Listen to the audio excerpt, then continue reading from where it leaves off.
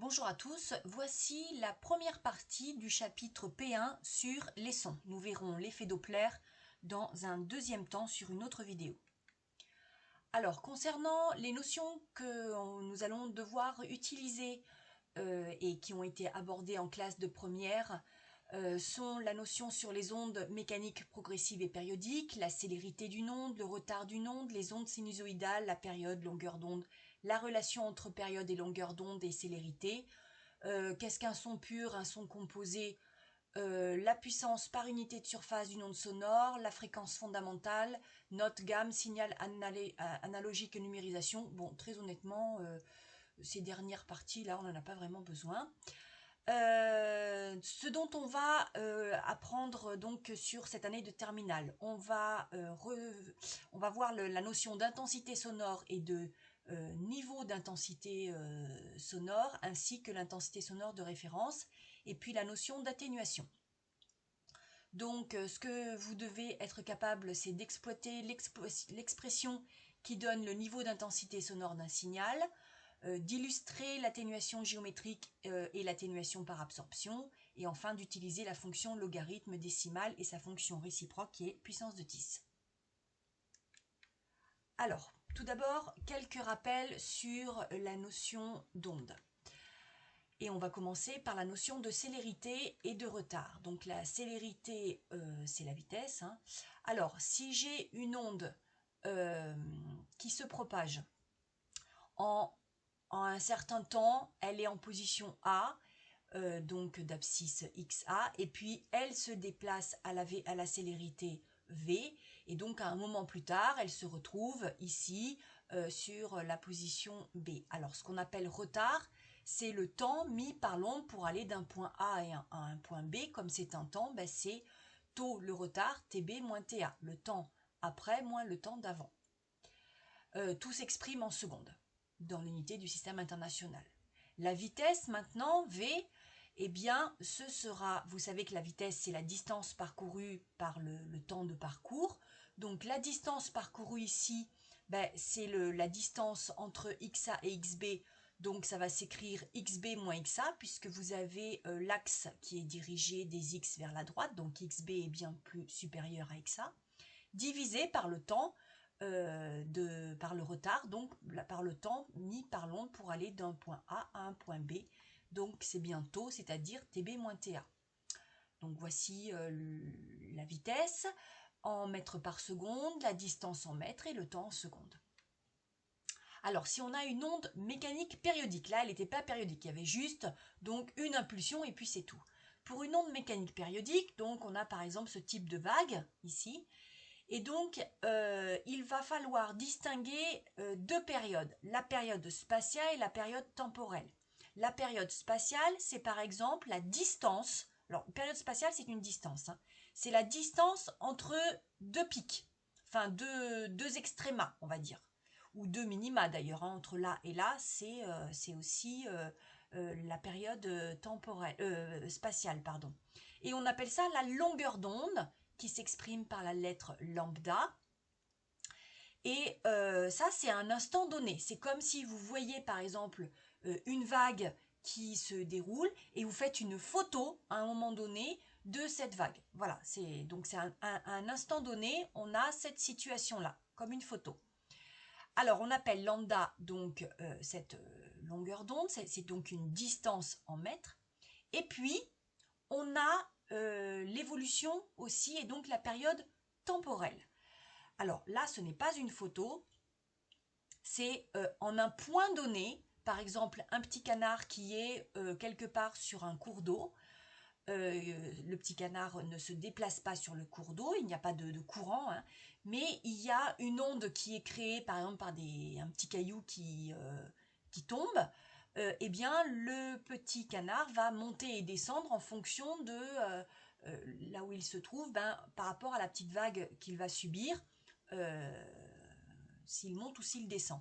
Et donc, c'est sa position au cours du temps. Voilà, là, il descend au plus bas, là, il monte au plus haut, il descend au plus bas, mais il reste au même endroit. Et donc, la position entre deux moments où il est pas la position, pardon, le temps entre deux moments où il est au plus haut, eh bien on appelle ça la période temporelle grand T. Et donc, on a la relation longueur d'onde égale vitesse fois période temporelle. Effectivement, la vitesse, c'est bien la distance parcourue, lambda, par le temps de parcours, donc grand T. Et effectivement, pendant une période temporelle, eh bien, la distance parcourue, c'est l'équivalent de la longueur d'onde. Alors, soit on peut exprimer lambda en fonction de la période ou en fonction de la fréquence. Rappelez-vous, la période, c'est l'inverse de la fréquence. Donc, je peux écrire que lambda égale V fois T, ou si je remplace T par 1 sur F, ben, ça donne lambda égale V divisé par F. Avec, au niveau des unités, lambda, donc c'est une distance en mètres. V, c'est la célérité qu'on appelle aussi la vitesse en mètres par seconde. T, période temporelle en secondes. Donc ici, vitesse, c'est toujours la même chose, mètres par seconde. Et la fréquence, qui correspondent à des secondes moins 1, mais on appelle ça des hertz. Donc voilà, ça, c'était des révisions. Ensuite, si on parle particulièrement des ondes sonores, eh bien, si lorsque vous enregistrez un son et que ce son a une forme parfaitement sinusoïdale comme ceci, on appelle ça un son pur, avec ici par exemple, puisqu'on est par rapport au temps, eh bien la distance entre deux crêtes correspond donc à la période grand T. Ce type de son n'a qu'une seule fréquence qu'on appelle la fréquence du fondamental. Il suffit ici de mesurer T et petit f1 donc sera égal à 1 sur T. Si on a un son complexe, par exemple un son de piano ou un son de clarinette ou je ne sais quoi encore, eh bien vous voyez qu'on retrouve un motif qui va se répéter identique au cours du temps. Donc on a bien quelque chose de périodique, mais on n'a pas quelque chose de parfaitement sinusoïdal comme cela. Et donc, on a quand même une onde qui est périodique, mais avec le temps ici, donc qui est la période entre deux signaux identiques, deux motifs identiques, donc ce sera le fondamental. Et en fait, toutes ces petites bosses ici correspondent à d'autres fréquences que l'on appelle des harmoniques et qui sont des multiples de la fréquence du fondamental. Donc en fait, la fréquence des harmoniques, c'est n fois, n étant un nombre entier, un multiple donc de la fréquence du fondamental, par exemple x2, x3, x4, etc. Avec des intensités relatives qui dépendent un petit peu du son. Hein. Alors, pour systématiquement, la fréquence du fondamental, que l'on ait un son complexe ou un son pur, ce sera toujours un 1 sur T. Et je vous rappelle ici les domaines audibles qui se situent entre 20 et 20 000 Hz. En dessous de 20 Hz, eh bien, on a des infrasons, donc ce n'est pas audible par l'oreille humaine. Et au-delà de 20 000 Hz, vous avez les ultrasons qui eux aussi ne sont pas audibles. Ensuite, lorsque vous vous déplacez vers des fréquences de plus en plus élevées, eh bien, le son est de plus en plus aigu. Et au contraire, lorsque la fréquence du son diminue, eh bien, on a un son de plus en plus grave. Alors, là, maintenant, nous passons à une nouvelle notion que l'on voit donc en terminale, qui est l'intensité sonore. Eh bien, l'intensité sonore, par définition, est égale au rapport de la puissance acoustique, c'est-à-dire la puissance délivrée, par exemple, par un haut-parleur. Hein. On va dire qu'ici, par exemple, c'est un haut-parleur, il délivre une certaine puissance acoustique en watts, et on va la diviser par la surface. Alors, la surface étant la surface de la sphère qui se trouve à une distance d de la source. D'accord. Donc, quel que soit le point de cette sphère, on se situe toujours à la distance d de la source. Et la surface d'une sphère, c'est 4pi d carré. Donc, ici, d, attention, d ici n'est pas le diamètre de la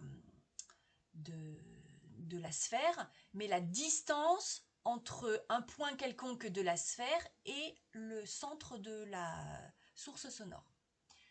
Donc ça, il va falloir l'apprendre par cœur. Alors attention, des fois dans les exercices, ce n'est pas écrit petit d, mais petit r, donc à vous de vous adapter. Essayez de bien vous rappeler ce que signifie ce d là, c'est la distance depuis le centre jusqu'à la surface de la sphère. Et donc, puisque la puissance s'exprime en watts et qu'une surface s'exprime en mètres carrés, eh bien l'intensité sonore I s'exprimera en watts par mètre carré. Alors si on a plusieurs sources sonores qui s'ajoutent, par exemple, on ne met pas un haut-parleur, mais deux haut-parleurs, eh bien l'intensité totale, eh bien on fait la somme de toutes les intensités des sources qui se situent au même endroit. Alors, quelques échelles des intensités entre le seuil de l'audition, eh bien, on commence à entendre lorsque le seuil de l'audition que l'on va appeler toujours I indice 0 est égal à 10 puissance moins 12 watts par mètre carré. En deçà de cette valeur-là, l'oreille humaine n'est pas capable d'entendre. Alors, cette valeur, vous n'avez pas à la connaître par cœur, elle vous sera systématiquement communiquée. De la même façon, alors elle sera communiquée souvent avec deux chiffres significatifs, 1,0 10 puissance moins 12, ou alors un seul chiffre significatif, 1 10 puissance moins 12. Et enfin, le seuil de la douleur, c'est-à-dire l'intensité maximale que l'oreille peut supporter, eh bien ici c'est 25 watts par mètre carré. Au-delà, on ressent une douleur au niveau du tympan. Alors, cependant, si par exemple vous avez un haut-parleur qui délivre une certaine intensité I, puis vous mettez un deuxième haut-parleur juste à côté qui va délivrer exactement la même intensité I, alors certes les intensités sonores s'ajoutent, mais pour autant vous n'aurez pas l'impression que le son, vous le ressentez multiplié par 2. Et donc pour rendre compte de ce que l'oreille entend, eh bien, on a introduit une nouvelle grandeur que l'on appelle le niveau d'intensité sonore. Alors là, je l'ai écrit niveau sonore parce que selon les livres, on voit que c'est écrit niveau sonore ou niveau d'intensité sonore. Que l'on va appeler grand L, qui s'exprime en décibels. Attention, décibels, c'est un D minuscule et un B majuscule. Et la définition... Alors attention, entre ce L et ce I, il y a juste ce mot en plus, hein, il y a le mot niveau. Niveau d'intensité sonore ou niveau sonore, donc c'est juste ce mot-là qui va faire la différence. Et la définition est l'intensité sonore, alors ici, il ne faut pas écrire dB, c'est juste pour vous rappeler l'unité de L, ce sera égal à 10 fois le logarithme décimal du rapport de l'intensité sonore I, délivrée donc par la source, divisé par I0, qui sera égal donc à 10 puissance moins 12 watts par mètre carré. Mais comme je vous l'ai dit, cette valeur vous sera systématiquement communiquée. Donc voici la relation. Par contre, elle, vous devez la connaître par cœur. Alors, quelques échelles, enfin une échelle du bruit, donc en décibels. Le seuil d'audibilité, 0, en effet. Si I est égal à I0, donc j'aurai I0 divisé par I0, ça fait 1, et logarithme de 1, ça fait 0. Donc au-delà, en deçà de 0, nous n'entendons rien, c'est pour ça que cette échelle commence à 0. Quelques valeurs, à partir de 85 décibels, c'est un seuil de risque, c'est-à-dire que on peut écouter au-delà de 85 décibels, mais sur un temps beaucoup plus court. Le seuil de danger est à 90 décibels, et enfin le seuil de douleur est à 120 décibels. Vous n'avez pas à connaître ça par cœur, hein. C'est juste pour vous expliquer un petit peu cette échelle. Alors, un petit focus mathématique sur la fonction logarithme, le logarithme décimal ainsi que sa réciproque qui est la puissance de 10. Donc la fonction logarithme décimal que l'on appelle, qui sera notée log de x ou tout simplement log de x sans les parenthèses, est définie sur 0 plus l'infini, attention 0 strictement supérieur à 0, et elle est strictement croissante. Et donc la fonction log de x ou 10 et 10 puissance x sont des fonctions réciproques. Ça veut dire quoi? Ça veut dire que le logarithme de 10 puissance x, bah, c'est égal à x. Ou alors que 10 puissance log de x, ça fait x. Donc c'est pour ça que ce sont des fonctions que l'on appelle réciproques. Alors à retenir, si vous avez le logarithme de deux grandeurs qui sont multipliées ensemble, eh bien on peut écrire que c'est égal à log de a plus log de b. Quand on a un rapport, c'est égal à log de a moins log de b. Et enfin, comme je vous l'ai dit tout à l'heure, si j'ai le log de c qui est égal à d, alors comment on trouve c? Eh bien, on fait 10 puissance log de c, donc comme c'est des fonctions réciproques, il ne reste plus que c, qui sera égal à 10 puissance 10. Donc, voici ici ce que vous devez connaître sur cette fonction. Alors, nous allons justement faire un petit exercice d'application directe pour voir si vous avez bien compris. Et on va faire l'exercice numéro 3, page 358, où on vous demande de calculer le niveau d'intensité sonore, c'est-à-dire grand L, correspondant à chacune des intensités sonores suivantes. Donc ça veut dire que les valeurs ici, ces trois valeurs, sont des valeurs de I. On vous rappelle comment calculer le niveau d'intensité sonore grand L par rapport à I et I0, et on vous redonne ici la valeur de I0. Allez, je vous laisse écrire la résolution de cet exercice et puis on corrige juste après. Mettez sur pause. Allez, bien, on corrige. Alors, ici, on va appliquer directement cette expression. Donc, le niveau d'intensité sonore est, il faut bien écrire l'expression littérale de ce que je vais calculer. Et puis, je vais écrire donc je vais remplacer par les valeurs. Alors, attention, ici, en gris clair, j'y ai mis les unités pour bien montrer que les unités vont se simplifier parce qu'il ne doit pas y avoir d'unité à l'intérieur d'un log. Mais bien évidemment, vous, sur une copie, vous n'écrivez pas les unités, hein, ça ne s'écrit pas dans un calcul. C'est pour ça que c'est écrit en gris clair ici. Donc, vous tapez ce calcul. Alors, je vais utiliser un émulateur pour vous montrer un petit peu quelles touches il faut utiliser. Allez, on y va. Donc, voici mon émulateur. Alors, menu exécute. Voilà. Donc, on a dit 10 fois log. Alors, 10 fois. Alors, le log, vous en avez deux. Vous avez le logarithme décimal ici, LOG, et le logarithme népérien ici. C'est cette touche qu'il faut utiliser. Donc, je clique sur log. Parenthèse. Alors, I, la première valeur de I, c'était 1,2 fois 10 puissance moins 7. Donc, 1,2. Attention, j'ai la touche ici fois 10 puissance X. Donc, je clique directement, je ne fais pas fois ici. Ça m'affiche E, ça veut dire fois 10 puissance. Moins 7. Alors, ce n'est pas le moins d'abstraction, c'est ce moins-là, 7. Divisé par, eh bien, la valeur de I0, à savoir 1 fois 10 exposant moins 12. Et je n'oublie pas de fermer la parenthèse. Et je trouve... Alors, les valeurs en décibels seront toujours données à l'unité. Donc ici, je vais arrondir et je vais dire 51 décibels. Donc j'écris maintenant le résultat, à savoir 51 décibels. Et vous faites exactement la même chose pour les deux autres calculs en remplaçant tout simplement la valeur du numérateur, c'est-à-dire la valeur de l'intensité sonore, par 7,3 10 puissance moins 5 et 2,3 10 puissance moins 3, mais sinon c'est exactement ce même calcul.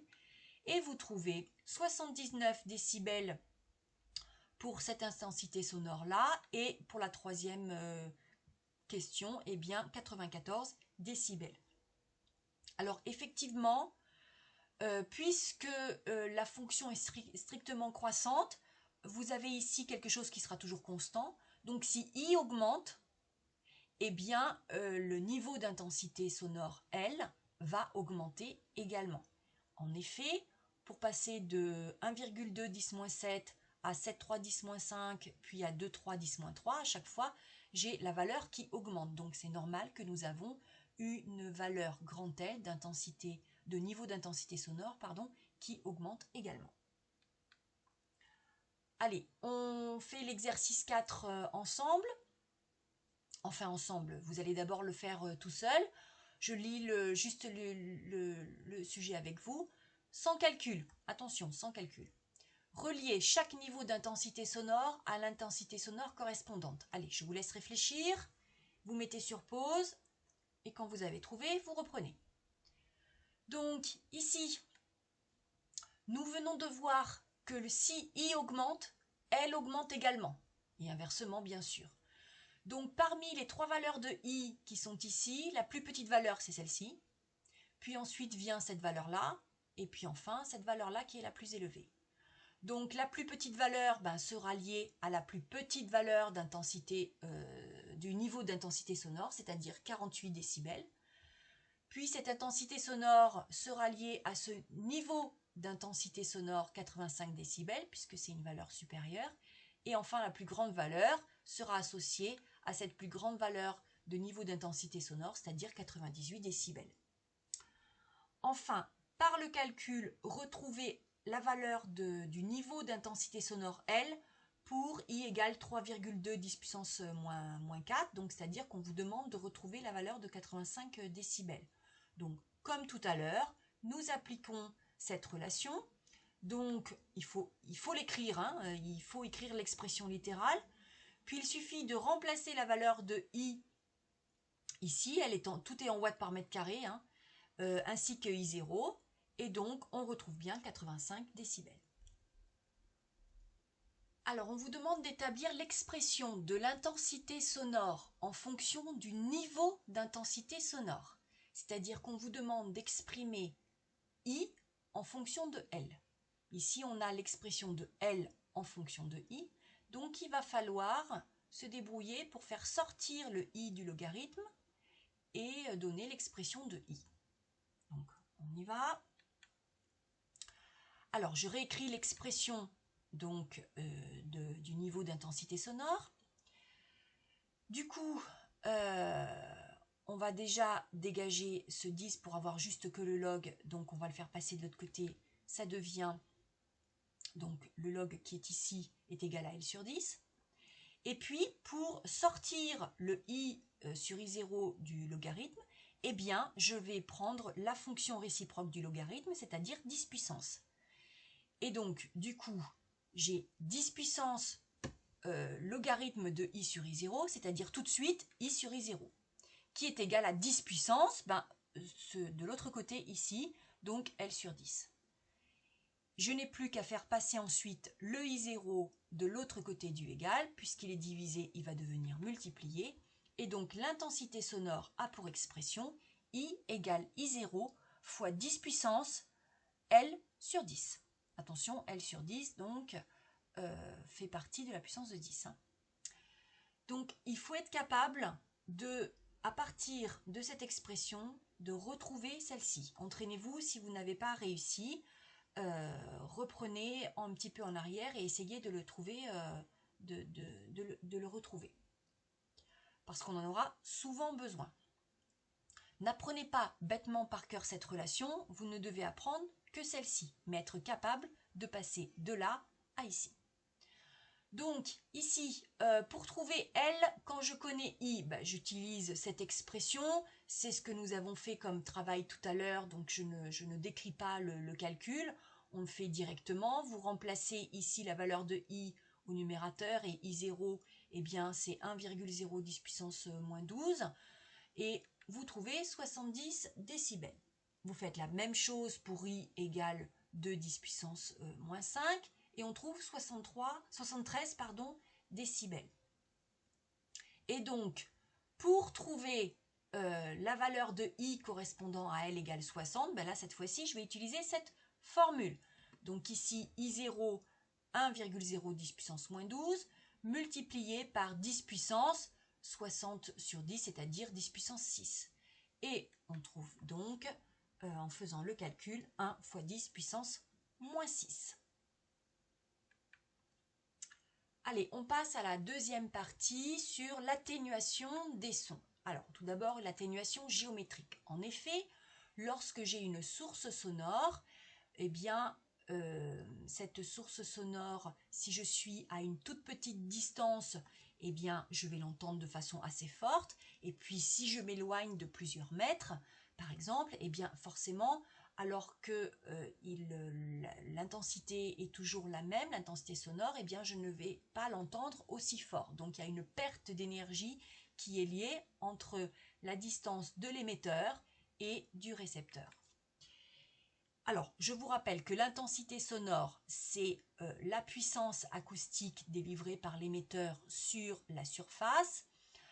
Elle s'exprime, cette intensité, en watts par mètre carré. Et je vous rappelle aussi que le niveau d'intensité sonore, donc c'est 10 fois logarithme du rapport entre I et I0. Et donc, en effet, si j'ai une source sonore située ici, eh bien, vous voyez que, par exemple, au bout de 2 mètres, eh bien, j'ai déjà une atténuation de 6 décibels par rapport à si je me trouve exactement juste à côté. À 8 mètres, à une distance de 8 mètres, j'ai une atténuation de 18 décibels. Donc, c'est une perte au niveau des décibels. Et donc, on appelle l'atténuation géométrique grand A, qui s'exprimera en décibels, la diminution du niveau d'intensité sonore lorsque la distance à la source sonore augmente. Et grand A sera égal au L, enfin la valeur du niveau d'intensité sonore lorsqu'on est juste à côté de l'émetteur, moins la valeur lorsque l'on est éloigné d'une certaine distance. Donc c'est vraiment une soustraction. Comme j'ai les décibels ici et les décibels là, des décibels moins des décibels, j'ai bien une atténuation en décibels.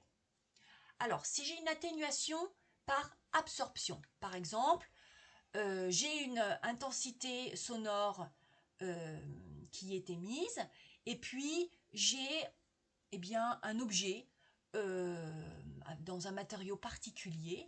Eh bien, cet objet va, par exemple, pouvoir réfléchir l'intensité sonore, alors complètement ou en partie. Une partie peut être absorbée par le matériau, et enfin une partie peut être transmise. Et donc, on appelle l'atténuation par absorption grand A, en décibels, qui évalue l'efficacité d'un matériau à lutter contre la transmission du bruit, et donc grand A sera égal, attention, c'est pas I ici, mais L, hein, donc le niveau d'intensité sonore incident moins celui qui sera transmis, donc de l'autre côté du matériau. Puisque ce sont des niveaux d'intensité sonore et ils s'expriment en décibels, donc l'atténuation est également en décibels. Allez, pour mettre en évidence ce que l'on vient de voir, on va faire l'exercice numéro 6, page 358. Alors, on vous dit qu'on a un niveau d'intensité sonore moyen de 78 dB qui est enregistré dans un jardin qui borde une route. Après construction d'un mur anti-bruit, le niveau d'intensité sonore moyen de ce jardin n'est plus que de 67 dB. Donc, quel phénomène est ici mis en évidence? Vous faites l'exercice en entier et puis on reprend la correction, donc mettez sur pause. N'oubliez pas éventuellement d'utiliser le réflexe numéro 2 de votre livre qui est situé à la page 356, si vous avez un petit peu de mal. Allez, on corrige. Donc ici, le niveau mis en jeu, c'est l'atténuation par absorption, puisque c'est le mur anti-bruit qui va absorber une partie donc, de ce niveau d'intensité sonore. Donc ici, l'atténuation, c'est le niveau d'intensité sonore incident moins celui qui est transmis. Alors, essayez de comprendre qui correspond à quoi. Donc, celui qui est incident, c'est-à-dire celui qui est provoqué par la route, on va dire juste à côté du jardin, c'est 78 décibels. Et celui qui est transmis n'est plus que de 67 décibels, puisque entre les deux, il y a eu ce mur anti-bruit. Et donc, je n'ai pas de conversion à faire, et on trouve donc une atténuation de 11 décibels grâce au mur anti-bruit. Allez, nous passons à l'exercice numéro 7. Vous avez ici un casque anti-bruit avec une atténuation de 33 décibels, et puis des bouchons d'oreille qui, lorsqu'ils sont utilisés, provoquent une atténuation de 26 décibels. Et on vous demande quelle sera le niveau d'intensité sonore ressenti par un utilisateur de chacun de ces dispositifs si le niveau d'intensité sonore ambiant est de 95 décibels. Donc ça veut dire que à l'extérieur, on a 95 décibels. Quel sera le niveau ressenti une fois que on met le casque ou alors les bouchons d'oreille. Donc, vous mettez sur pause et vous faites l'exercice. Allez, on corrige. Donc, je vous rappelle que l'atténuation, c'est le niveau d'intensité le niveau d'intensité sonore incident moins celui qui est transmis. Qu'est-ce que je connais ici? Je connais la valeur de A, donc je connais cette grandeur-là. Et le niveau d'intensité sonore ambiant ici, on vous dit qu'il est de 95 décibels, donc ça correspond au niveau d'intensité sonore dit incident. Et donc, quel sera le niveau d'intensité sonore ressenti par l'utilisateur? Donc, c'est celui qui sera transmis. Donc, en fait, je cherche à déterminer la valeur de L transmis lorsque je porte soit le casque, soit le bouchon d'oreille. Donc, vous voyez que si je sors L transmis de cette expression, ça me donne L incident moins A. Donc, avec le casque anti-bruit, eh bien, le niveau d'intensité sonore ressenti devient le niveau d'intensité sonore incident 95 moins l'atténuation 33, ce qui donne un niveau ressenti à 62 dB. Alors qu'avec les bouchons d'oreille, eh bien, de la même façon, on trouve 69 dB sur un niveau ressenti. Donc, évidemment, nous avons un niveau d'intensité sonore plus élevé avec les bouchons d'oreille qu'avec le casque anti-bruit puisque l'atténuation est moindre. Voilà, c'est tout pour cette première partie du cours. J'espère que vous avez bien compris. N'hésitez pas à revoir les exercices et puis nous ferons la deuxième vidéo un petit peu plus tard. À bientôt!